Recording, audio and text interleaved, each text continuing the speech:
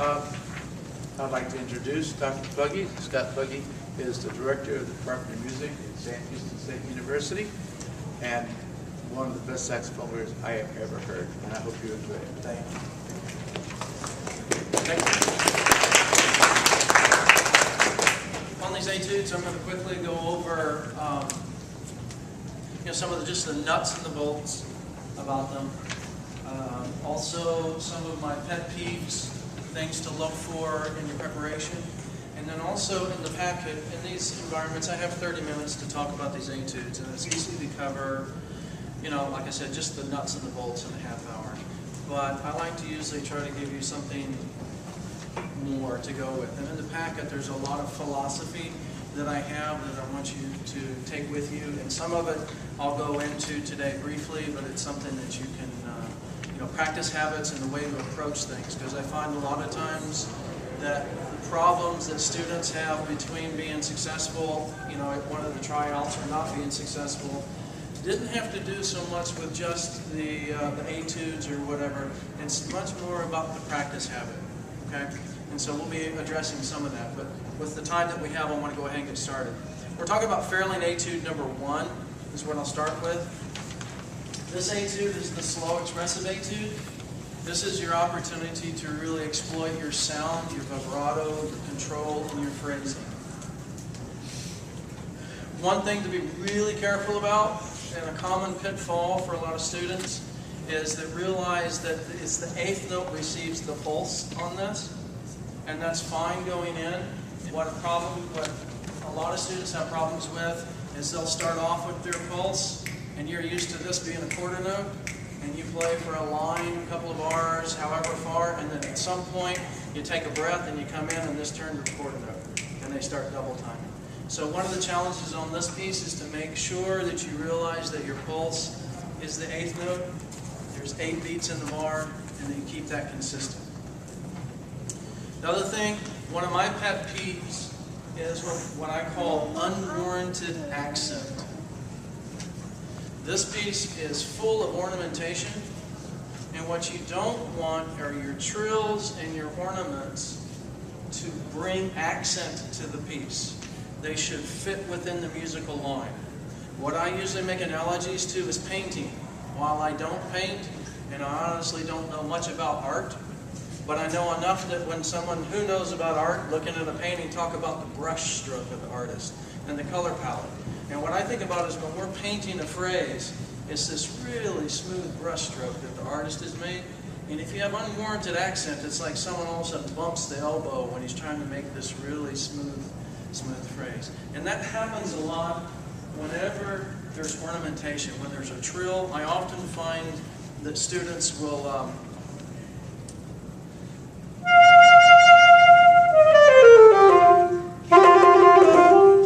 they'll accent the note that has the trill. All the trills in this etude should be expressive, meaning they should start slow and speed up. And in actuality, they don't need to be very fast.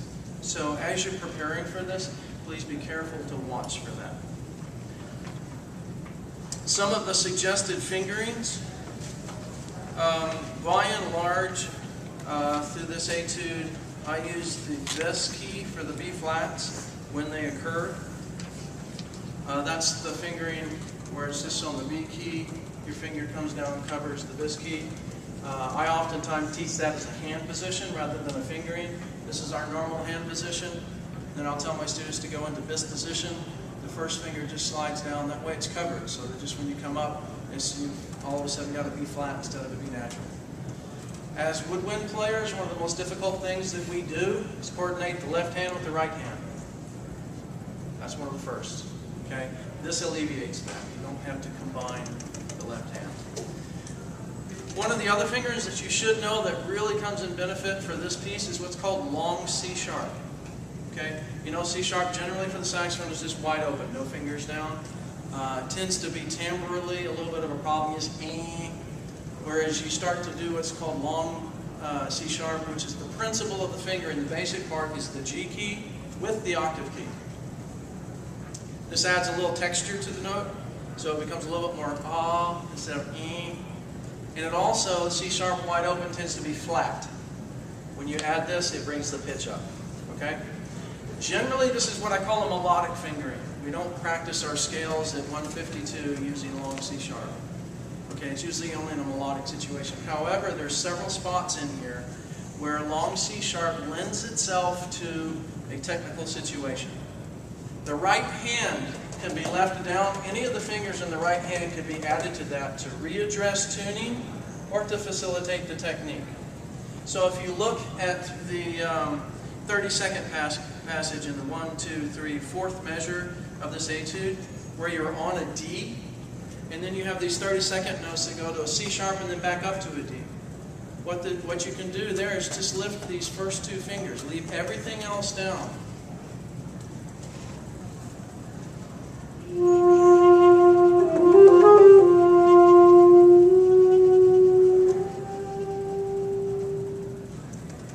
Makes it very smooth. It also avoids that cacking that can sometimes happen when you're crossing the break there. Okay, so long C sharp. You'll see that I use that again on the second measure of the second line for the grace notes. Also again, 3rd measure, 3rd line. Again, 1st measure, 4th line. And I think that's it. One thing that I would suggest for your turns, turns are a diatonic figure where you're going up a whole step, down a half step. Your first one on the second line, second to the last measure with the F natural, you're going to go to a G, back to the F, down to an E, back to the F, and then on to the A. The way I usually teach it is to do all of that on the end of the beat. So if you're going,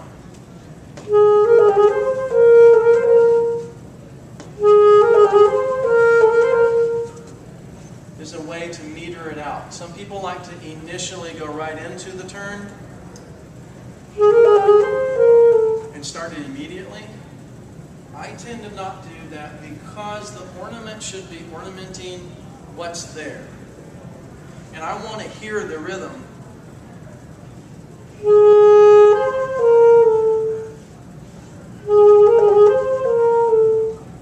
So I tend to stretch the F a little bit, but that's personal preference and something that you can leave up to the player. The real trick is on the next line, 3rd line, 1st measure, where you have the turn on the B flat. That should be B flat, C natural, B flat, A natural, B flat, and then up to the D. What I would suggest in this circumstance only is that you finger the bis, the B flat with the bis, and then simply hit side C over that. It's not the greatest sounding timbre. In fact, I would never play that as a C, but for the ornament, it does fine, and it makes it very technically facile and keeps it light.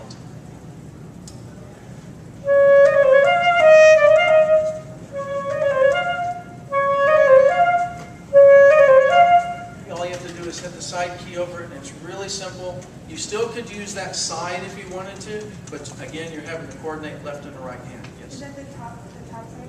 The middle one. The middle one. That's our side C key. And all you have to do is hit that over the bis key. Normally, it would be over the B key, and the actual timbre of the C is not good.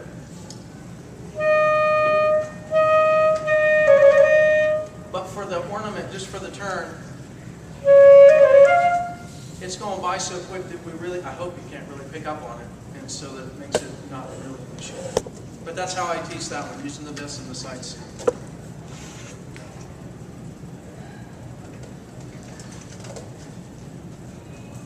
Oh, yes.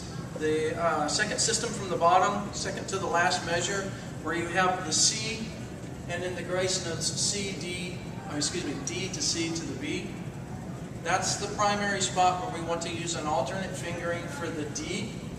It's called C2. All that you want to do is finger C natural, and you hit your E flat palm key on top of it to use for the D key.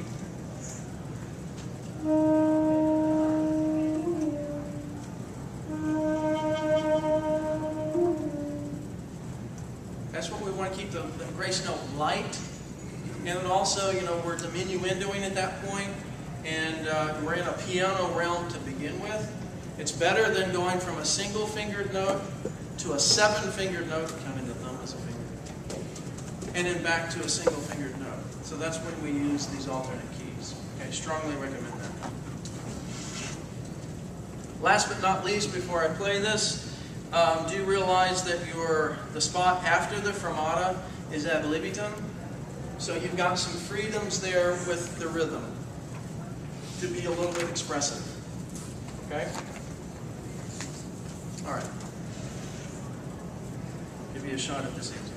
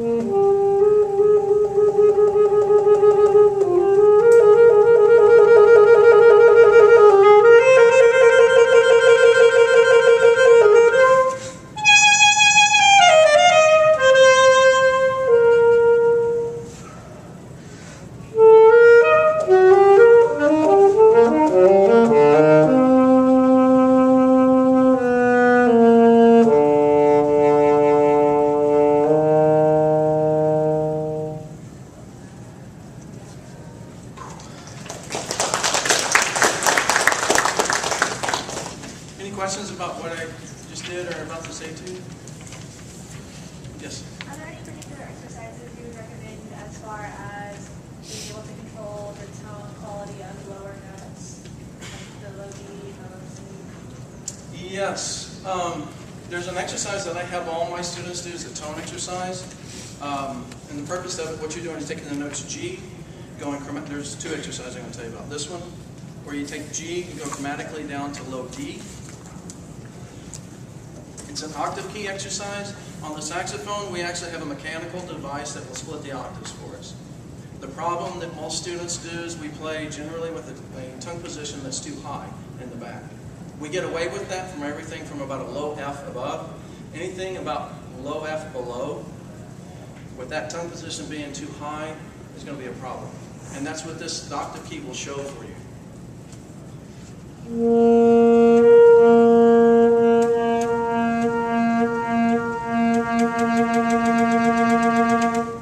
If your tongue position is in the correct place, your octaves will respond quickly. How this.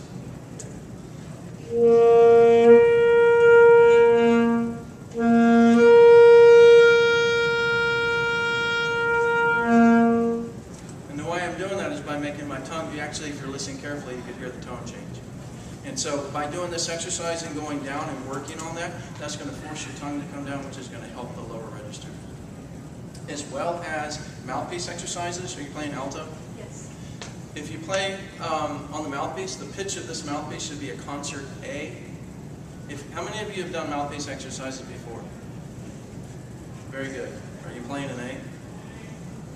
I didn't really work on actual tone quality. I just worked on bending and pitch. Well, good. That gives you the flexibility. If you kind of hone in on a concert A being home base, that should show you about where the back of the throat should be for the tongue position, because that's where the secret of it is. That's the problem with the low register, aside from mechanical issues with your instrument, which I would recommend you have someone take a look at it. It always shows up in the extremities. We can get away with so much in the middle of the range, but when your horn's out of whack, specifically because of our conical board, it gets more difficult going down, and when there's problems in the instrument, it gets magnified down to the low register specifically. Yes. You said for the alto mouthpiece, when you're doing exercise like that, to a concert A, is it different for the other mouthpieces? Yes, for a tenor it's a concert G, and for Barry it's a concert D. And I'm not crazy about mouthpiece exercises. I think mouthpiece exercises make you really good at mouthpiece exercises. But what it is an acute exercise where if I'm saying your tongue position is too high, and you go, well, where am I supposed to go with it? If you get with a mouthpiece in front of a tuner, and you're blowing a B or a C, and as you work to get it down to an A, you go, oh. I guarantee you, if none of you have done a mouthpiece exercise, I would venture to bet you go home right now and blow against a tuner that you're blowing probably a C, and most likely, something that would be not an A.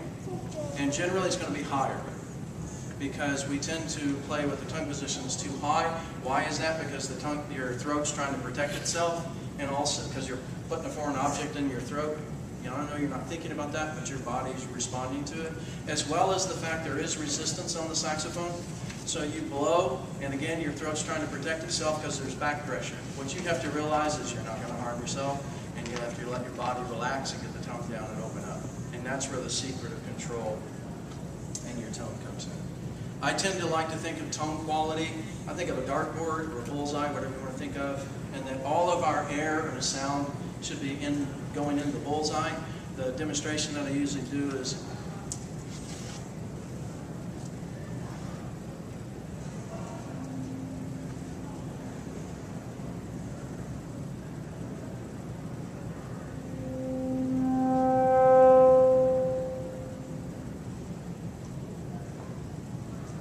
and hopefully you can't hear the air coming through too much anyway.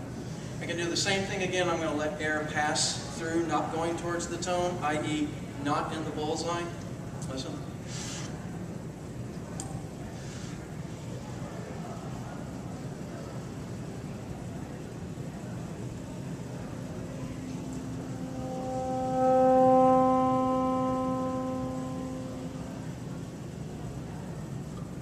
And it's just the difference of being able to focus the air and conceptually think of putting all the air in the bullseye.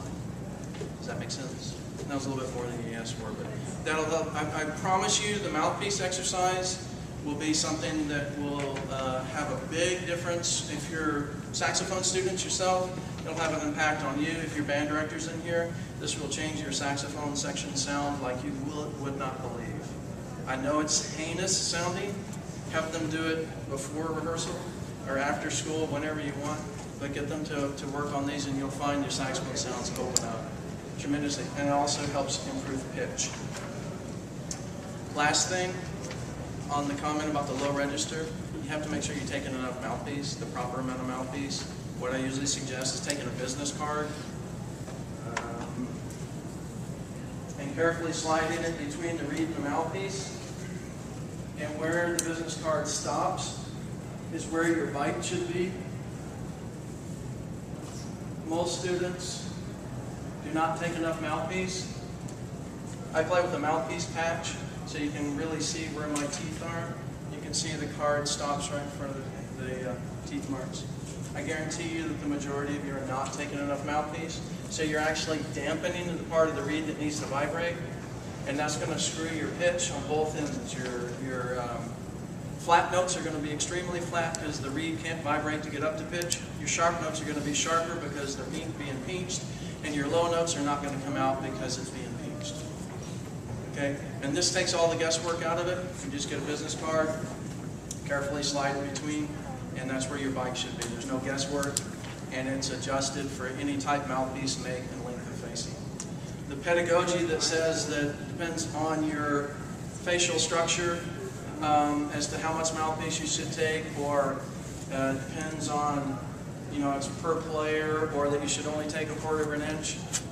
That doesn't work. It might fit one mouthpiece, but it's actually, this is the science of it, because that's the part of the reed that's vibrating to make your sound.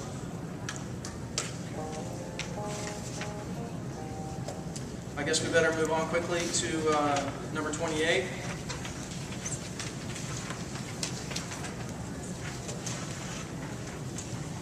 This one's in C minor.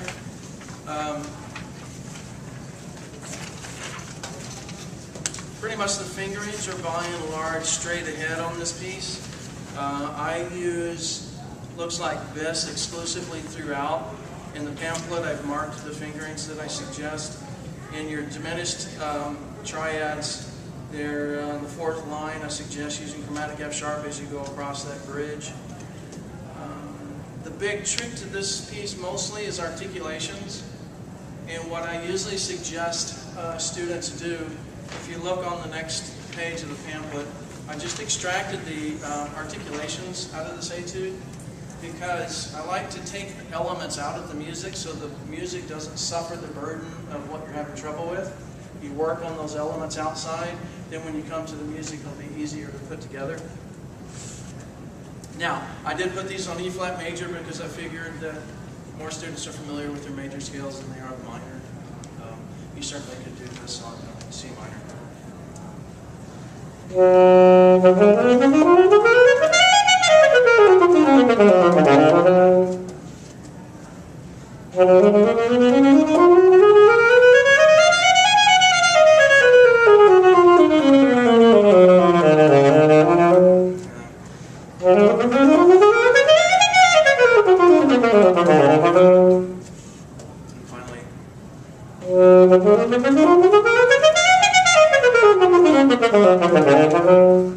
Those are pretty much the articulations that are within the etude and will really help you prepare the etude as you're going through.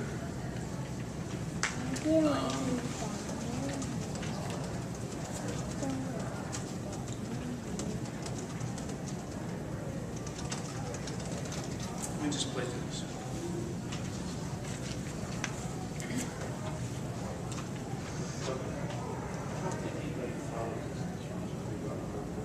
I take a look. Okay.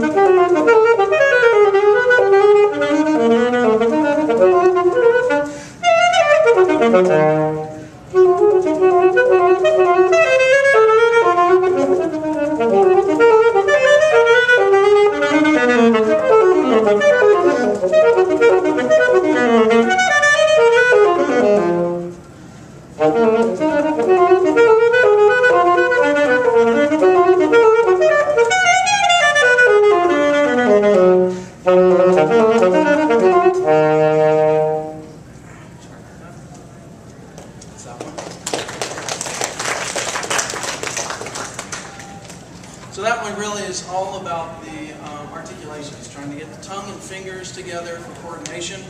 The dynamics, as far as what you have in there, is pretty much forte all the way through, but as you can hear, hopefully, there's some rise and fall as the line goes through so that you do add some musicianship to it as you're going up.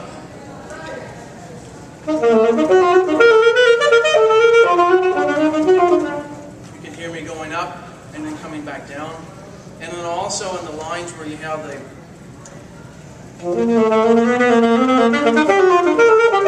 right? You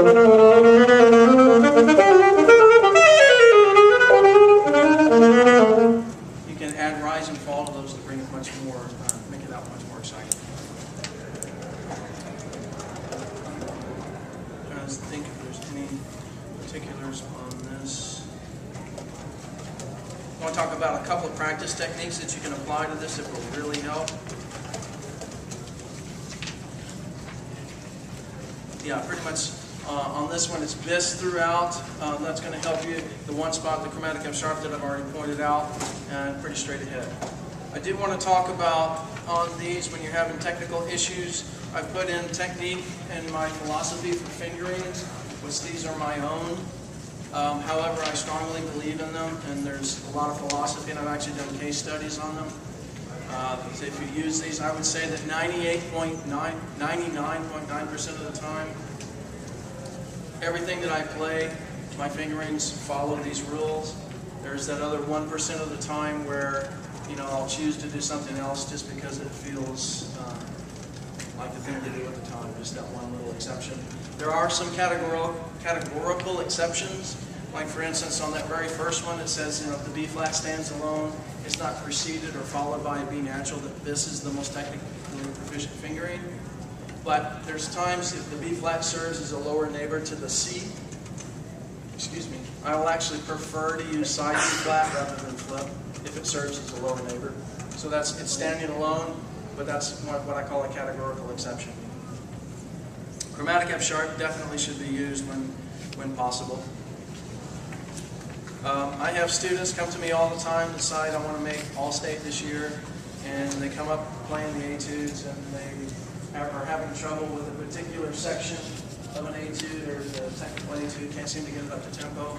And a lot of times, I'm finding that students are trying to play with the fingerings that they're comfortable with, rather than the fingerings that are most appropriate to the situation. When I say the situation, I'm not talking about the whole piece. I'm talking about the actual interval that they're actually trying to execute. And so when we go back and do that, a lot of times that's the difference between 126 and 132. It's just the changing and using appropriate fingerings. And this is the time you guys get this music now in July. You don't have to play it until when? Like November, December, right? Now's the time to teach yourself technique that you may not be comfortable with.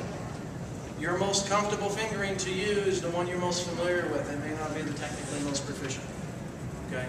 I'm a very strong advocate if you learn all your fingerings so that they become a choice, not a, I can only use this because it's the only one I know. Okay?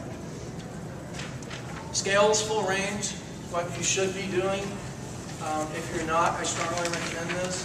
And if you apply your fingerings, these scales, it's kind of small with the finale, the way it came out, but this has the suggested fingerings for all the scales. Practice techniques. This is the one that I wanted to get to particularly, about the fact that if you change your rhythms around in this Etude, that's one of the best ways that you can really get this under your fingers. I'm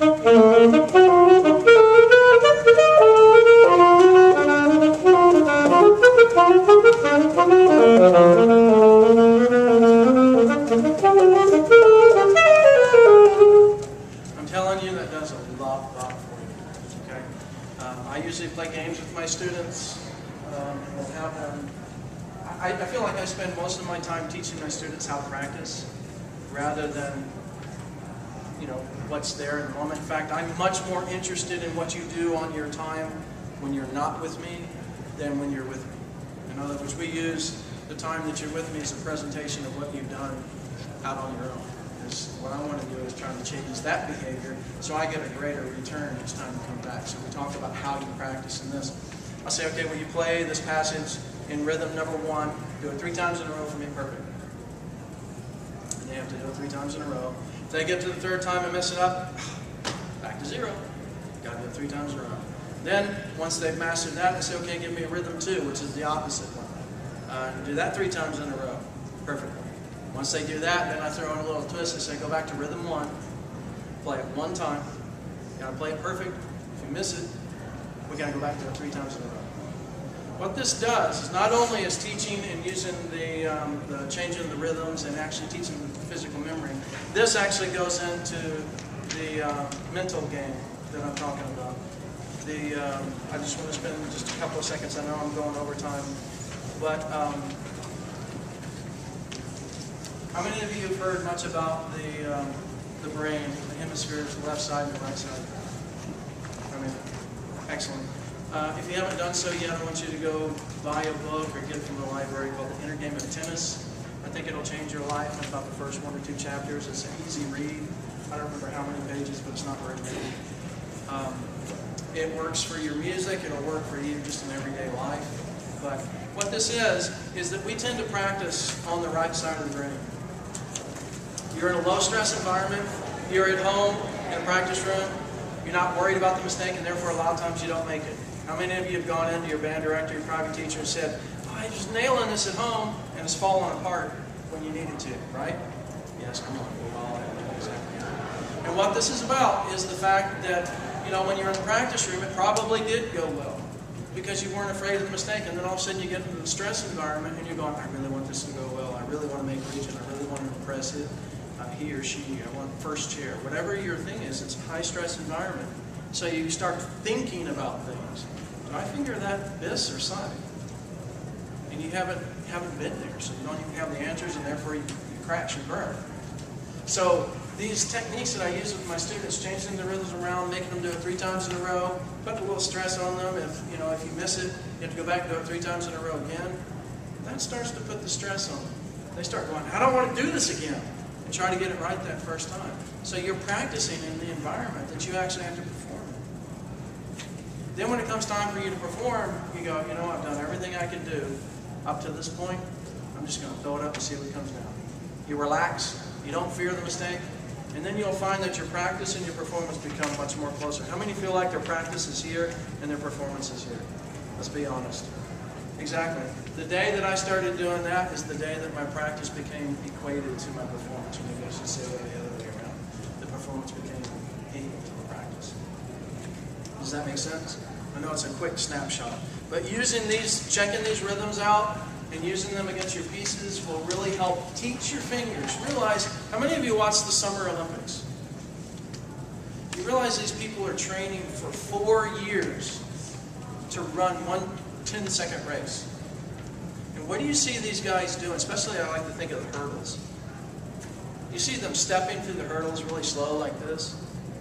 Yes or no? I think I'm crazy.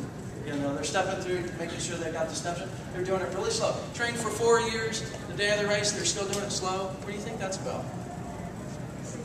Exactly, precision. Making sure that everything's right in the right place so that when the gun sounds, they just go on remote control and their body responds. That's what we do as performers. Many of the students, many of you guys think, well, if I practice slow, that means I can't play fast. That's not correct. Actually, before I'm going, a lot of times I do songs like Chartist and Carnival of Venice and all these flashy things. Before I'm going on stage, I'm still practicing ridiculously slow before I go on stage, just to make sure everything's there. Then when I go out on stage, I just let go. Just let it happen. And so I promise you, the 3 levels of practice is something that's going to come in handy. Most of you never get out of level 1 and you try to solve all your problems there, when a lot of times it could be contextual. You practice that set lick, you turn it upside down, forwards and backwards, you change the rhythms around, you get to where you can play it, you go back to the top, you play through, and you still crash and burn in that measure. How many of you have had that happen? That's because it's a contextual problem.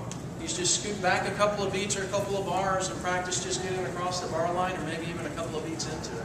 Use it as a landing point. It's a different approach to the practice. And then the final one, continuity and consistency. How do you practice being consistent? I usually joke with my students and say, how about consistently practice? But actually, the only way you can do that is to practice slow.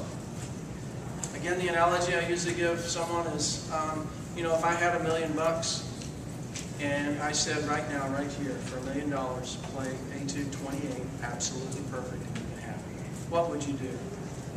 You'd go, ba, ba, da, da, ba. You'd play it so slow, making sure you got everything right so you could get that $1 million. Well, that's what we're trying to do as performers, right? Every time we perform, that's our $1 million when the audience applauds or whatever the accolades you get first year region. So that's what you have to do in the practice room. And the reason why this is all something that when I was about your age, I got into the whole mental aspect, is because think about it, minus the reeds, what's the one element that changes every single time you put the horn in your mouth? Your mental state. And believe me, it can change from the moment that you take your horn out of your mouth to turn the page, to go back in. How many of you have had a great day and you go have a practice session and you have a great practice session? How many of you break up with your boyfriend, girlfriend, whatever, and then you go have a terrible practice session? Right. We've got to get over that as performers. We have to perform consistently no matter what happened. And that's when I realized that this isn't as much of an animal that I needed to learn to gain control of, as much as just mastering the metal. That's when I started getting a lot more results. So take these to heart. Get the inner game of tennis. Long story short, it just talks about focusing on when it comes time to perform. Focus on where you want the ball to go, not how to get it there. If you think about that, what you're trying to say with these etudes musically, whatever, focus on what you're just trying to say. If you've practiced correctly, all the other parts will be there. Okay, I'll stop with that. Are there any questions on the etudes? Or, yes? On the fast etude, there's a lot of jumps from E flat to low C. And they both used to be so I was wondering how to... I'm sorry, give me an example? Near the ends, like the second floss measure and floss measure. It goes from E flat to C. I'm wondering how to do that without any flips. B flat to C. Or E flat C. Oh, E flat to C. Yeah, you probably need to do some finger exercises like this, just going between E flat and C. My whole warm-up used to be nothing but just...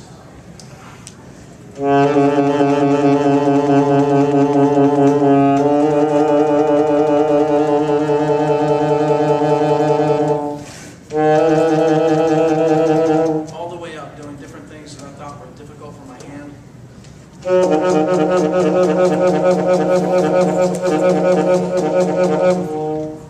And that's one.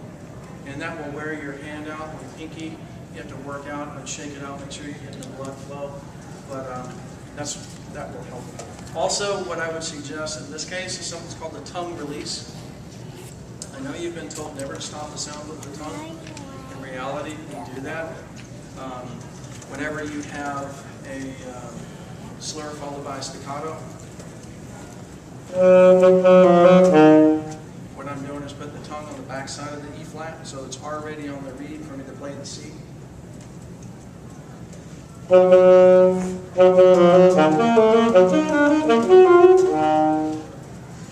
that helps facilitate that. I did it hopefully gracefully that time, so you don't really notice it. I'm going to over-exaggerate it this time, so you don't really